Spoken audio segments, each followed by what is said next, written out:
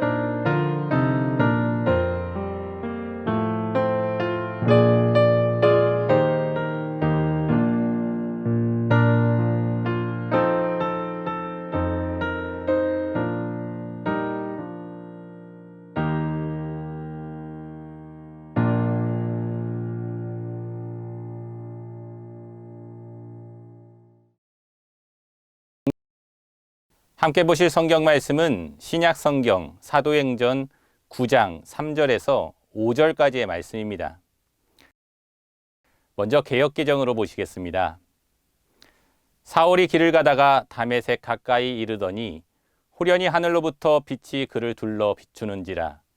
땅에 엎드려져 들음에 소리가 있어 이르시되 사울아 사울아 내가 어찌하여 나를 박해하느냐 하시거늘 대답하되 주여 누구시니이까 이르시되 나는 내가 박해하는 예수라. 세 번역입니다. 사울이 길을 가다가 다마스쿠스 가까이에 이르렀을 때에 갑자기 하늘에서 환한 빛이 그를 둘러 비추었다. 그는 땅에 엎어졌다. 그리고 그는 사울아 사울아 내가 왜 나를 핍박하느냐 하는 음성을 들었다. 그래서 그가 주님 누구십니까? 하고 물으니 나는 내가 핍박하는 예수다. 아멘. 할렐루야, 충신의 가족 여러분, 이번 한 주간도 말씀 가운데 여러분의 가정이 날마다 새롭게 변화될 수 있기를 기도합니다. 여러분은 애써 길을 갔는데 도착해 보니까 내가 원했던 장소가 아니어서 당황하고 힘들었던 적이 있었나요? 저에게도 그런 경험이 있었는데요. 저희 부모님은 같은 고향 옆마을에 살던 사이셨습니다. 그래서 명절이 되면 먼저 친할머니, 친할아버지 집에 가서 인사를 드렸다가 바로 건넌 마을 외할머니, 외할아버지 집에 가서 인사를 드리곤 했습니다. 그 길은 차로 몇 분 되지 않는 길이었는데요. 그래서 어린 마음에 나 혼자서도 충분히 걸어갈 수 있겠다 싶은 생각이 들더라고요. 그때가 아마 제가 초등학교 한 3학년쯤으로 기억을 하는데요. 그래서 어느 날 부모님 몰래 친할머니 집에 있다가 외할머니 집으로 길을 찾아 나선 적이 있습니다. 그런데 차로 몇 분이면 가길래 가까운 길인 줄 알았는데 막상 어린아이의 걸음으로 가려니까 30분도 더 걸리는 것이었습니다. 더욱더 당황스러웠던 것은 분명히 이 길이 맞다라고 생각하고 갔었는데요. 가보니까 외할머니 집이 나오지 않는 것입니다. 그때부터 많이 당황했던 것 같아요. 거기서 더 가야 할 것인지 아니면 왔던 길을 다시 돌아가야 할 것인지 너무 갈등이 되는 것입니다. 결국 속상한 마음을 뒤로 하고 왔던 길을 다시 돌아서 가게 되었는데요. 돌아가던 길에 저를 다급하게 찾으시던 부모님과 만나게 되었습니다. 그날 부모님께 얼마나 혼났는지 모르겠습니다. 그런데 스스로 길을 찾아가지 못했던 게 너무 속상하면서도 또 한편으로는 길을 잃은 아들을 걱정하며 찾으러 와준 부모님께 얼마나 감사했는지 모릅니다. 우리가 이렇게 때로 살다 보면 바른 길이라고 생각했었는데요. 잘못된 길로 갈 때가 있습니다. 그리고 그 길이 잘못된 길이었음을 뒤늦게 깨닫게 될 때가 있죠.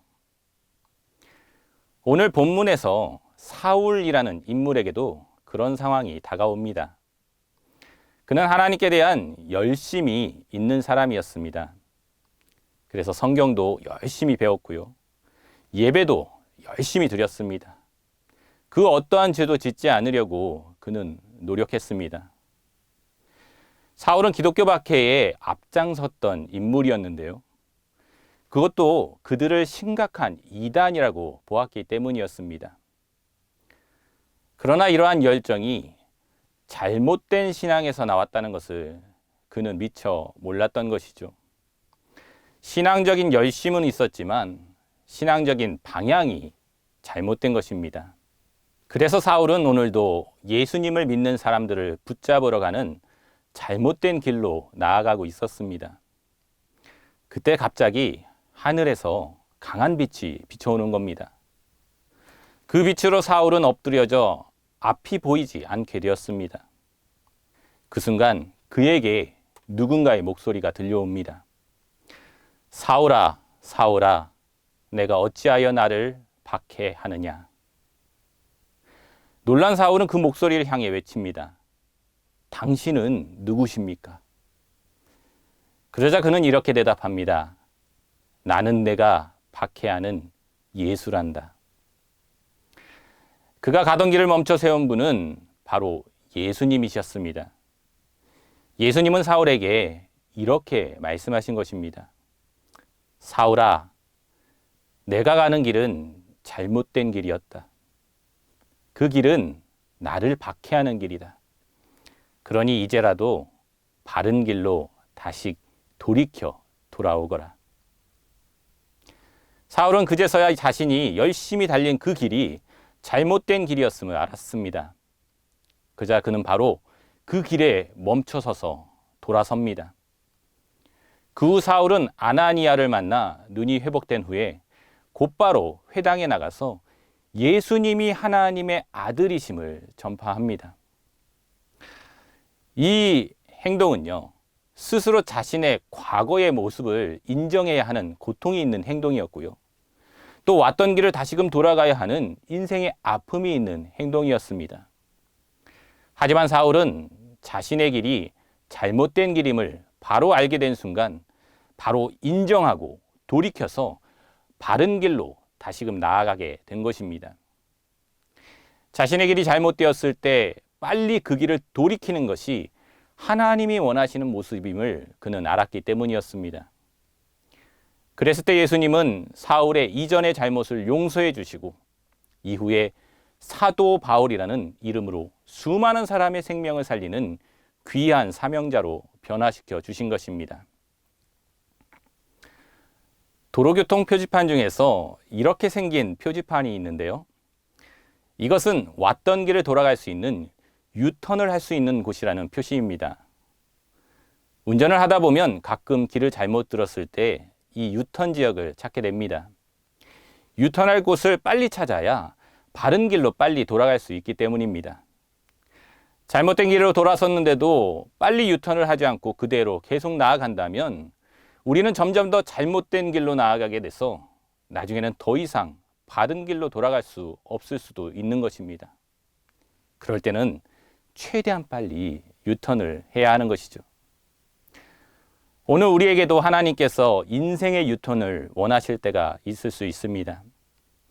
하나님의 말씀 가운데 또 우리의 마음에 우리가 잘못된 길로 가고 있음을 알려주신다면 우리는 그때 오늘 바울과 같이 빨리 돌아서는 용기가 필요합니다.